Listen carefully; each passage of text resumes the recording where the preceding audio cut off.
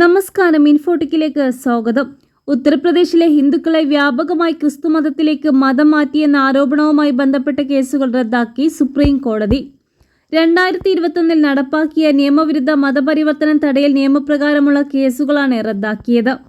Criminal നിയമങ്ങൾ നിഷ്കളങ്കരെ ഉപദ്രവിക്കാനുള്ള ആയുധങ്ങളാക്കരുതെന്ന് നിരീക്ഷിച്ചുകൊണ്ടാണ് justice JB Pardiwala അധ്യക്ഷനായ ബെഞ്ചിന്റെ നടപടി. ഹിഗിൻബോധം കാർഷിക സാങ്കേതിക ശാസ്ത്ര സർവകലാശാലയിലെ വൈസ് ചാൻസലർ രാജേന്ദ്ര ബിഹാരി ലാൽ ഉൾപ്പെടെ ഒട്ടേറെ ആളുകളുടെ പേര് രജിസ്റ്റർ ചെയ്ത കേസുകളാണ് സുപ്രീം കോടതി റദ്ദാക്കിയത്. നടപടിക്രമങ്ങളിലെ പിഴവുകളും തെളിവുകളുടെ അഭാവവും കാരണം ദുർബലപ്പെട്ട കേസുകളാണിതെന്ന് സുപ്രീം കോടതി പറഞ്ഞു. ഇത്തരം കേസുകളിൽ നടപടികൾ തുടരുതെന്ന് നീതിന്യായ വ്യവസ്ഥയെ അവഹേളിക്കുന്നത് പോലെയാകുമെന്നും കോടതി വ്യക്തമാക്കി. 2021 ഡിസംബറിനും 2023 ജനുവരിക്കുമിടയിലാണ് ഇന്ത്യൻ ശിക്ഷാ നിയമവും മതപരിവർത്തനം തടയൽ നിയമവും പ്രകാരം 6 കേസുകൾ എടുത്തത്.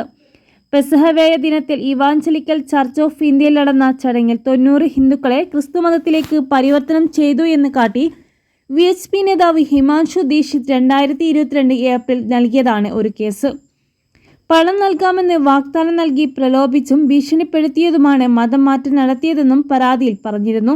എന്നാൽ സംഭവം നടന്നെന്നാരോപിക്കുന്ന 2022 ഏപ്രിൽ 14 മതപരിവർത്തനം ചെയ്യപ്പെട്ടെന്ന് പറയുന്ന ആരും തന്നെ അവിടെ ഉണ്ടായിട്ടില്ല എന്ന് സുപ്രീം കോടതി ചൂണ്ടിക്കാട്ടി.